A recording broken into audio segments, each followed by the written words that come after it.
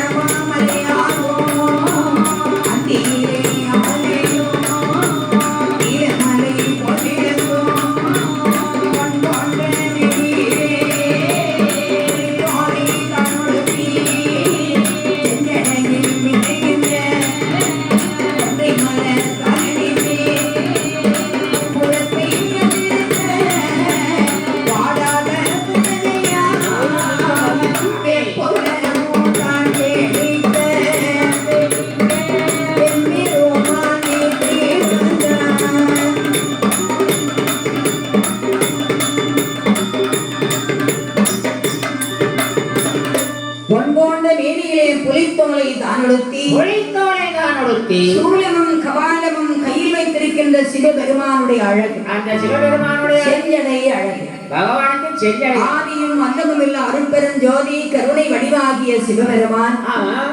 பக்கத்தில் வாமபாகத்தில் அம்மை உமையவள் உமா மகேஸ்வரி ஆனந்தமாக வைத்திருக்க இடப்புறத்திலே வைத்திருக்கிறாள். ஆமா, 33 கோடி தெய்வார்கள், 48,000 ரிஷிமார்கள், நாரதர், நந்தேஸ்வரன், கிண்ணர், கிம்புருடன், சித்தர், மருத்துவர், யோகியர் அனைவரும் தேவாதி தேவா தெய்வ முதல்வா என்று போற்றி வணங்கி பாட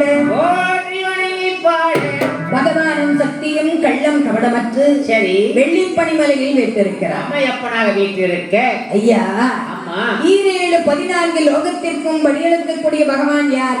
ஆண்டவனாகிய சிவபெருமான் தான் 14 லோகத்துக்கு படி இழக்கணும். அந்த படியரிசி அளந்து கொடுப்பது யாரு? எங்க அம்மா ஸ்ரீதேவி அம்மா. ஆதிபராசக்தி அம்மா தான் படியரிசி அளந்து கொடுக்கும். ஆமா, அவ கொடுக்குற படி கொடுத்தா தான் ஐயா நமக்கு கொடுப்பார். போன வருஷம் அவ படி நமக்கு தப்பிடுச்சு, கிடைக்கல. இந்த வருஷம் திரும்ப வாடு கூப்பிட்டுட்டா அம்மா அப்படிதான். அவளுக்கு இஷ்டமாயி படி போடுன்னு கேட்டுட்டு தானே இருக்கோம். ஆமா, ஒவ்வொரு ஆலயத்திலையும் போய் அம்மாவுடைய ரூபத்திலே எல்லாரையும் பார்க்கல.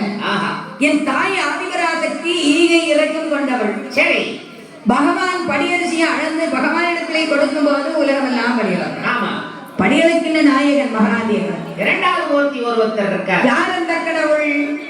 பார்க்கடலே 5 தலை நாகமானது படுக்கை தர சரி ஆனந்தமாக சயனம் செய்து கொண்டிருப்பார் ஸ்ரீமன் நாராயணன். கப்பல் மாதிரி மிதந்து கொண்டிருக்கும். ஆமா, ஆதிசேஷனில் சயனம் செய்து கொண்டிருக்கின்ற ஸ்ரீமன் நாராயணன்.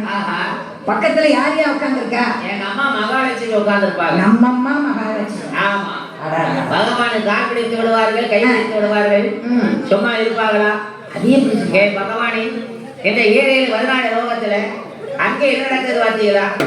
எங்க நடக்குது கேட்டீங்களா? ஆமா, அது ஏன் அப்படி நடந்தது சாமி? சரி, இது ஏன் சாமி அப்படி நடக்கல அப்படின்னு கேட்பாங்க. சரி, அவங்க அம்மா வந்து பொறுமையா பதில் சொல்லி கொண்டு இந்த 14 லோகத்தை காப்பாற்றுவர் யாரு?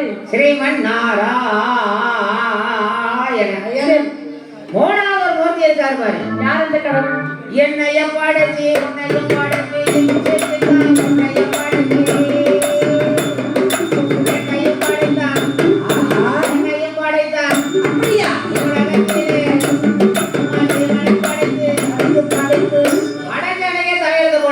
எப்படி அந்த தலையத்துல நீங்க உட்கார்ந்து பாடிட்டு இருப்பியா?